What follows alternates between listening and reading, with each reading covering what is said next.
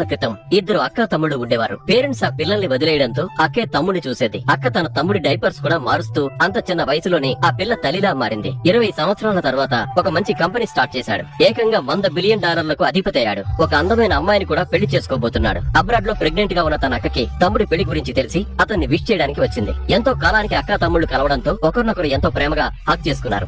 అదే టైంలో వాళ్ళ అత్తగారు ఆ అక్క తమ్ముడని ఇద్దరు హక్ చేసుకోవడం చూసి తప్పుగా భావించింది. వెంటనే అత్తగారు ఫోటోలు తీసింది. ఇంకా ఫోటోలను కూడా షేర్ చేసింది. రోహిత్, నువ్వు నన్ను ఒంటరిగా ఇక్కడ వదిలేసి డబ్బు కమ్ముడిపోయే నీ లవ్వర్ని ఇక్కడికి తీసుకురావడానికి నీకెంత ధైర్యం? చూడండి గాయ్స్, అందరం కలిసి ఆ రాక్షసుని ఇక్కడ నుంచి వెళ్ళగొట్టాలి. ఇదిలా ఉండగా సీఈఓ ఎంతో ప్రేమతో తన అక్కని తనతో కలిసి ఇక్కడ కొన్ని రోజులు ఉండమని అడిగాడు. యాక్చువల్ గా ఆమె తన తమ్ముడికి తనకి మధ్య ఉన్న ప్రేమ ఎఫెక్షన్ ని తమ్ముడికి కాబోయే భార్య మిస్అండర్స్టాండ్ చేసుకుంటుందని చాలా భయపడింది. తన గర్ల్ ఫ్రెండ్ అలాంటిది కాదని, మిస్అండర్స్టాండ్ చేసుకోదని చెప్పాడు. తన లవర్ కి కూడా తన అక్క అంటే చాలా ఇష్టమని చెప్పాడు. ఇక అంతగా తమ్ముడు చెప్పడంతో అక్క ఉండడానికి ఒప్పుకుంది. తమ్ముడు బయటికి వెళ్లిన తర్వాత అక్క తన బ్యాగ్ నుండి $3 బిలియన్ విలువైన రెడ్ స్టోన్ నెక్లెస్ ని తీసింది. ఆమె ఆ నెక్లెస్ ని తన మరదలికి గిఫ్ట్ గా వెడ్డింగ్ రిసెప్షన్ లో ఇవ్వాలని అనుకుంది. ఇలా ఉండగా ఆ రూమ్ డోర్ ని ఎవరో కొట్టిన సౌండ్ వినిపించింది. రోహిత్, వీడు భలే సిల్లీ ఫెలో, ఎప్పుడు మాట్లాడో ఏంటో. హే, చెత్త మొహందానా, ఏంటిది? తీసుకెళ్ళండి దీన్ని. ఏం చేస్తున్నారు నన్ను? ప్లీజ్ లీవ్ మీ. నువ్వు ఇక్కడికి రావడానికి నీకెంత ధైర్యం? నువ్వు నన్ను తప్పుగా అర్థం చేసుకున్నావు. ఏంటి అపార్థం? నేనేమన్నా గుడ్డిదాన్నా? నీకెంత ధైర్యం ఉంటే రిసెప్షన్ జరిగే కళ్యాణ మండపానికి వస్తావు? రోహిత్ ఇంత సీక్రెట్ గా మెయింటైన్ చేస్తాడు అనుకోలేదు. నువ్వు నన్ను పిచ్చిదాన్ని అనుకుంటున్నావా? నువ్వు 3 సంవత్సరాలుగా ఉన్నవని నాకు తెలీదు.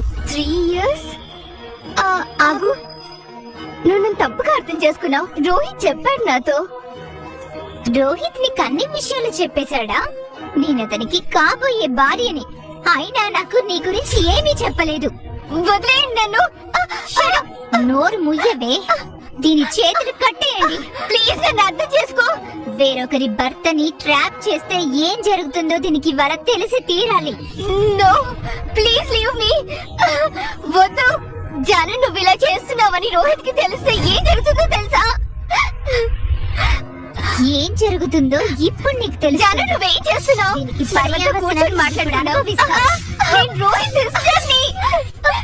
నువ్వు రోహిత్ అక్కవా? నీకు అసలు ఫ్యామిలీలో మెంబర్ అయ్యే అర్హత ఉందా? జాను, తను నిజంగా రోహిత్ అక్కేమో. ఏంటి నువ్వు ఈ పిచ్చే బద్దలు నమ్ముతున్నావా? రోహిత్ వాళ్ళ అక్క మధ్యాహ్నం 2 గంటలకు వస్తుంది. మరి అప్పుడే ఈమె ఇక్కడ ఎలా ఉంటుంది? అంతేకాకుండా తను ఎంతో గొప్ప మనిషి. సౌత్ ఇండియాలోనే టాప్ పొజిషన్ లో ఉన్న బిజినెస్ ఉమెన్. అవును జాను, ఈ దొంగ మోహంది రోహిణి గురించి మాట్లాడుతోంది. అసలు ఆమె పేరు పలికే అర్హత కూడా తనకు లేదు. జాను, నేను ప్రెగ్నెంట్. జాను,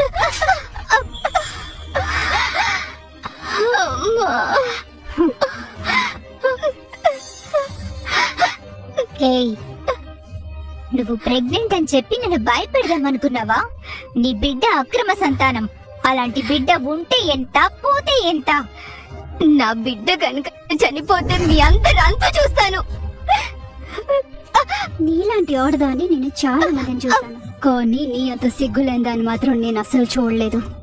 ఏంటి, నీ బిడ్డ పేరు చెప్పి మమ్మల్ని భయపెట్టాలని చూస్తున్నావా? ఆ బిడ్డ ఎవరో అందరికీ తెలుసు. నీలాంటి ఆడదానికి ఒక గుణపాఠం చెప్పాలి. నేనేం చేస్తావో చూడు. నువ్వు నా మాటలు నమ్మకపోతే రోహితే నీకు సరైన సమాధానం చెప్తాడు. రోహిత్ ని రమ్మని చెప్పు. ఏంటి, రోహిత్ ఇక్కడికి రావాలా? రాని. తను కూడా నువ్వున్న పొజిషన్ ఏంటో చూసి చాలా బాధపడతాడు. కానీ నువ్వు అనుకున్న పని మాత్రం నేను చేయను. హలో రోహిత్. ఏంటి జాను, కాల్ చేసావు? సడన్ గా ఆఫీస్ లో అర్జెంట్ వర్క్ వచ్చింది, సో నేను కొంచెం లేట్ గా వస్తాను. మా అక్క 2కి వస్తుంది, నీకు గుర్తుందిగా? అక్కకి గ్రాండ్ గా వెల్కమ్ చెప్పాలి. ఓకే, అర్థమైందా? రోహిత్, ఏంటి అక్కడ ఏదో సౌండ్ వస్తుంది? జస్ట్ కుక్క మరుగుతుందంటే. వాట్, కుక్క డ్రెస్సింగ్ రూమ్ లోకి రావడం ఏంటి? నువ్వు సేఫ్ గానే ఉన్నావా? ఆ కుక్కని హ్యాండిల్ చేయడానికి గార్డ్స్ ని పిలిచాను. సేఫ్ గానే ఉన్నా. మా అక్కను బాగా రిసీవ్ చేసుకోవాలి. నేను చూసి ఆమె ఇంప్రెస్ అవ్వాలి. అర్థమైంది రోహిత్, చాలా బాగా రిసీవ్ చేసుకుంటాను. విన్నావా, రోహిత్ వాళ్ళక్క 2 గంటలకే వస్తుంది. తనింకా కళ్యాణ మండపానికి వెళ్లే దారిలోనే ఉంది. నిన్ను చూస్తుంటే ఒళ్ళమ్ముకొని బతికేదానిలా ఉన్నావు. అలాంటి నువ్వు రోహిణిలా యాక్ట్ చేయాలనుకుంటున్నావా? లేదు, నువ్వు చాలా పొరపాటు పడుతున్నావు. ఏంటి, నువ్వు ఇంకా సాకులు చెప్తున్నావా? రోహిత్ అక్క ఇప్పుడు ఏ టైంలోనైనా రావచ్చు. నీలాంటి ఆడవాళ్ళని అస్సలు ఇష్టపడదు. నేను ఆమెకి నిన్ను చూపించాలనుకుంటున్నాను. నేను ఆ ఎంగేజ్మెంట్ లో అవమానపడలేను. ఏంటి, అవమానంగా ఫీల్ అవుతున్నావా? నాకు అలా అనిపించట్లేదు. ఏడ్చుకురండి. నేను రాను.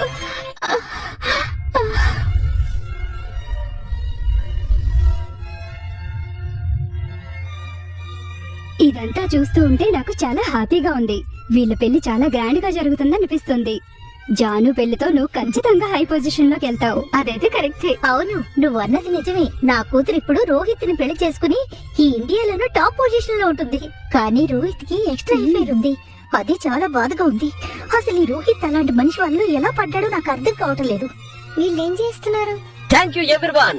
ఈ రోజు మీరంతా ఫుల్ గా తాగి తిని ఎంజాయ్ చేయండి. రోహిత్ గురించి నేను మీ అందరి ముందు ఎంతో గర్వంగా ఫీల్ అవుతున్నాను. మా అల్లుడు వచ్చిన తర్వాత తనతో చర్చించి కార్పొరేట్ ప్రాఫిట్ ని అందరికీ అందేలా చేస్తాను. Okay, enjoy the party.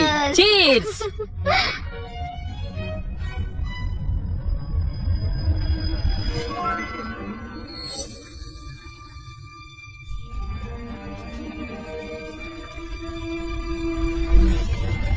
ఇక్కడ ఏం జరుగుతుంది? వీళ్ళు ఏం చేస్తున్నారు? జాను, ఇది నీ జీవితంలో చాలా మంచి రోజు. అరే, ఇక్కడ ఏం జరుగుతుంది? ఆ అమ్మాయిని ఇలా ఎందుకు పడేశారు? జాను, ఏం చేస్తున్నావు? ఈ ముష్టిదాన్ని ఎక్కడి నుంచి తీసుకొచ్చావు? అంతేకాకుండా ఇంత దారుణంగా ఎందుకు కొట్టించావు? అయినా జాను, ఇవాళ నీ వెడ్డింగ్ డే. ఇలాంటి రోజున నువ్వు ఇలా ఈ అమ్మాయిని ఎందుకు తీసుకొచ్చావు? ఈ అమ్మాయి ఎవరో తెలుసు కదా? ఆ అమ్మాయి నాకు ముందే తెలుసు. ఈ అమ్మాయి వల్లే రోహిత్ నన్ను దారుణంగా మోసం చేశాడు. జరగకుండా ఉండాల్సిందే. జాను, ఇది నిజమా? అవునన్నా, అమ్మ రోహిత్ తో ఈ అమ్మాయిని చూసింది. ఇదది అన్నా, మంచి పని చేసావు. నేను అసలు దీన్ని గుర్తుపట్టలేదు. ఇలాంటి దానికి కరెక్ట్ గా బుద్ధి చెప్పావు. దాన్ని గుర్తుపట్టకుండా కొట్టి చాలా మంచి పని చేసావు. Damn it. లే పైకి. ప్లీజ్ వెళ్ళనివ్వు.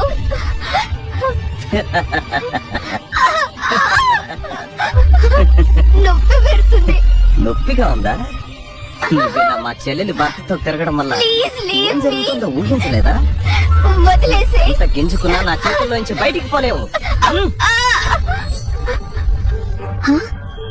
ఇదేంటి? వావ్, ఎంత అందంగా ఉంది. దీన్ని చూస్తుంటే చాలా కాస్ట్లీ స్టోర్ లా కనిపిస్తుంది. ఈ స్టోన్ నేను ఇదివరకు టీవీలో చూశాను. దీన్ని హార్ట్ ఫ్లేమ్ స్టోర్ అంటారు. దీని విలువ ఎంతో తెలుసా? 3 బిలియన్లు. $3 బిలియన్. మన బిజినెస్ $1 బిలియన్. అంటే మన బిజినెస్ కంటే 30 రెట్లు ఎక్కువ. వాట్? ఇది నీ దగ్గర ఎక్కడిది? నువ్వు ఎంత మాయ చేసి ఉంటే రోహిత్ అన్ని ఇచ్చేస్తాడు.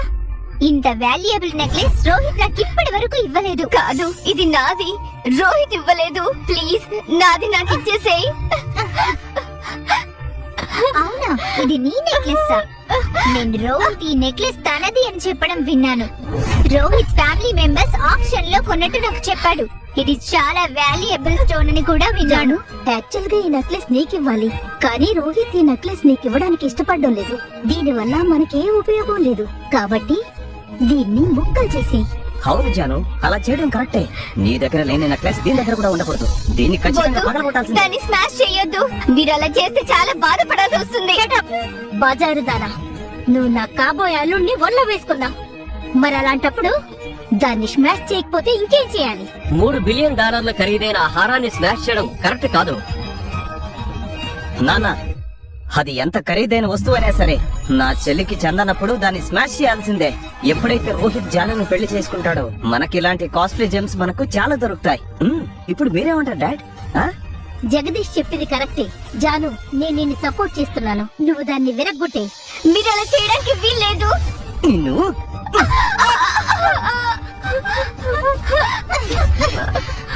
చూడు, ఇప్పుడు దీన్ని ఏం చేస్తాను.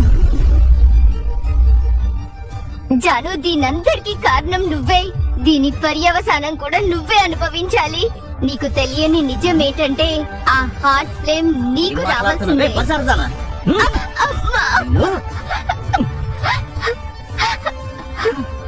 నువ్వింకా నా ముందు గొప్పతనంలా షాప్ చేస్తున్నావా? ఆల్రెడీ ఈ నెక్లెస్ ముక్కలైపోయింది. ఇది ఎందుకు పనికిరాదు. నీలాగే కోపం వస్తుందా? నువ్వొకటి గుర్తు పెట్టుకో, నీది కాంది ఎప్పటికీ నీది కాదు.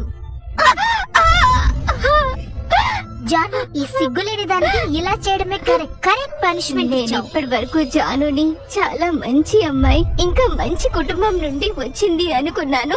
వీళ్ళంతా చూడడానికి చాలా అందంగా ఇంకా కల్చర్ ఉన్న వాళ్ళ కనిపిస్తున్నారు, కానీ కాదు. వావ్, ఇప్పటికి నువ్వు నీ బిడ్డను కాపాడుకోవడానికి ట్రై చేస్తున్నావా? అది నీ వల్ల కాదు. ఇప్పుడు మీరంతా ఏం చేయాలనుకుంటున్నారు? వాట్? జాను, నువ్వనేది నిజమా? ఈ బజార్ దాని కడుపులో రోహిత్ బిడ్డ ఉన్నాడా? ఇది పైకి చూడటానికి చాలా అందంగా ఉంది, కానీ లోపల మాత్రం అస్సలు సిగ్గులేదు. ఇలాంటి దానికి కడుపులో బిడ్డ ఉండడానికి అస్సలు వీల్లేదు. ఇది ఇలాంటిదని నేను అస్సలు అనుకోలేదు. మనం ఖచ్చితంగా దాని కడుపు లేకుండా చెయ్యాలి. అవును జాను, దీని కడుపులోని బిడ్డను భూమి మీదకి రాకుండా చేయాలి. లేదు, మీరు నా బిడ్డను ఏం చేయకుండా ఉంటే ఈరోజు జరిగిన విషయాలు నేను రోహిత్ కి చెప్పను. నీకు అలా చెప్పే అర్హత ఉందా? అసలు నీ కడుపులో రోహిత్ బిడ్డ ఉండడానికి నేను ఒప్పుకునేదే లేదు. జాను, నువ్వు అనుకున్నట్టుగా నాకు రోహిత్ కి మధ్య ఎలాంటి సంబంధము లేదు. అవునా? నీ కడుపులో బిడ్డకు రోహిత్ తండ్రి కాకపోతే నాకే ప్రాబ్లము లేదు, కానీ నువ్వు చెప్పేది అబద్ధం కనుక ఆ బిడ్డ బతకడానికి వీల్లేదు. నువ్వు ఏం చెయ్యాలనుకుంటున్నా? ఏంటి బెదిరిస్తున్నావా? దాన్ని పట్టుకోండి. ఒక నిమిషం ఆగు. ఈ రోజు నీ పెళ్లి రోజు. నువ్వు ఇలాంటి పని చేయకూడదు. దాన్ని మోకాళ్ళ మీద నిలబెట్టి తగిన శాస్తి చేద్దాం. జగదీష్ దాన్ని హ్యాండిల్ చేస్తాడు. వద్దు, దాన్ని మోకాళ్ళ మీద నిలబెట్టండి. జాను, నువ్వు నా బిడ్డని చంపేస్తాడు. ఎప్పటికీ క్షమించలేను. మా అమ్మ చెప్పింది కాబట్టి ఈ రోజు నా చేతులతో నిన్నేమీ చేయను. అన్నయ్య, ఏయ్! నీకెందుకు చేస్తారు? నేను చూసుకుంటాను. దాన్ని ఆ బాక్స్ లో పెట్టండి, లేదంటే ఫ్లోర్ మొత్తం పాడైపోతుంది. నా బిడ్డ జాను, ఇదంతా నీ వల్లే జరిగింది. ఏయ్! ఇప్పుడు నేను జాను! ఊరికే జాను! వదిలిపెట్టను. ఏయ్! వదలను. ఏయ్! నిన్ను వదలు! చంపేస్తాను. వదలు! నిన్ను I'll kill you.